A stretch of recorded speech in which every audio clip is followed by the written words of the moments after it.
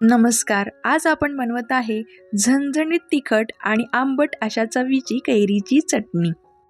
ही चटणी आम्ही बनवली खरं, पण तुम्हाला खरं सांगू का, हिची टेस्ट इतकी छान झाली आहे ना, की आम्ही ही एकदा बनवून फ्रीजमध्ये डब्यात स्टोअर करून ठेवली आहे. ताटात तोंड लावणीसाठी जरी घेतली किंवा भाकरी आणि चपातीसोबत खाल्ली, तरी नक्कीच 4 घास जास्तीचेच जातील. मग तुम्ही पण करताय ना कैरीची चटणी? आणि हो, रेसिपी आवडली ना तर चॅनलला लाईक, शेअर, सबस्क्राईब नक्की करा.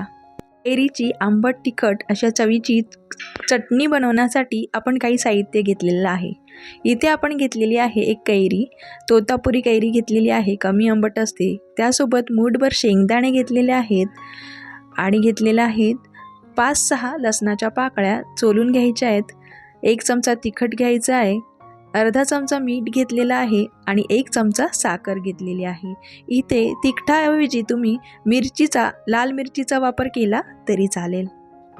एकदम कमी वेळेत झटपट अशी आंबट तिखट चवीची चटणी तयार होते आणि भाकरीसोबत किंवा चपातीसोबत किंवा ताटामध्ये तोंड लावण्यासाठी जरी घेतली तर नक्कीच नेहमीपेक्षा 4 घास जास्तीचेच जातील. कैरीचा किंवा आंब्याचा सीझन संपत आलेला आहे, तर ही चटणी नक्की करून बघा, तुम्हाला देखील आवडेल. पहिल्यांदा इथे आपल्याला काय करायचं आहे, इथे आपल्याला एक कैरी घ्यायची आहे आणि त्याच्या देठाकडचा भाग आपल्याला काढून टाकायचा आहे आणि नंतर या कैरीचे चांगले पीस करून घ्यायचे आहेत आणि गुठलीकडचा भाग काढून टाकायचा आहे आणि आपल्याला ही कैरी चांगली किसून घ्यायची आहे. या किसताना कैरीचं साल घ्यायचं नाही आहे आपल्याला. आता या कैरीचे छोटे छोटे तुकडे करून आपण ही चांगली किसून घेऊया. ही कैरी किसण्या अगोदर याची जरी साल काढून घेतली आणि किसली तरी चालेल, अगदी सहज चांगली किसली जाईल. आता आपल्याला ही सगळी कैरी किसून घ्यायची आहे, फक्त सालीकडचा भाग बाजूला ठेवायचा आहे.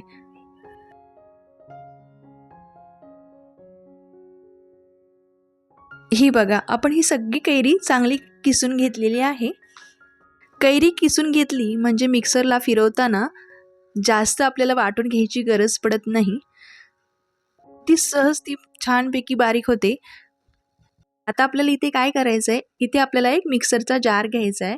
आता या मिक्सरच्या भांड्यामध्ये आपण किसून घेतलेली सर्व कैरी घालायची आहे. सगळी कैरी मिक्सरच्या भांड्यामध्ये घातल्यानंतर लसणाच्या पाकळ्या घालायच्या आहेत सोलून, मूठभर शेंगदाणे घालायचे आहेत. आता घालूया चमचाभर लाल तिखट. इथे तुम्ही लाल तिखटाऐवजी लाल मिरच्या घातल्या तरी चालतील, सुक्या लाल मिरच्या घालायच्या 4-5. सोबतच चवीपुरतं मीठ आणि चमचाभर साखर देखील घालायची आहे. साखर घातली म्हणजे कैरीच्या चटणीला थोडा गोडवा येतो, चव देखील बदलते. आता हे सर्व मिश्रण एकत्र करून मिक्सरला फिरवून घ्यायचं आहे. फिरवताना आपल्याला ऑफ ऑन मोडलाच फिरवायचं आहे, जास्तीचं फिरवायचं नाही आहे. ऑफ ऑन मोडला आपल्याला 3 ते 4 वेळा फिरवून घ्यायचं आहे आणि चटणी बारीक करून घ्यायची आहे. जास्त जर फिरवत बसला तर त्याचा एकदम लगदा होऊन जाईल, म्हणून ही चटणी आपल्याला जास्त फिरवायची नाही आहे मिक्सरला. ही बघा, आपली चटणी तयार झालेली आहे. अशा टेक्स्चरची चटणी झाली पाहिजे. कैरी इथे आपण किसून घेतलेली होती, त्याच्यामुळे जास्त नाही फिरवली मिक्सरला तरी चालेल. ऑफ ऑन मोडला 4 ते 5 वेळा चटणी फिरवायची, कारण आपण याच्यामध्ये शेंगदाणे पण घातलेले आहेत, ते वाटले गेले पाहिजेत. अगदी कमी वेळेत ही चटणी तयार होते.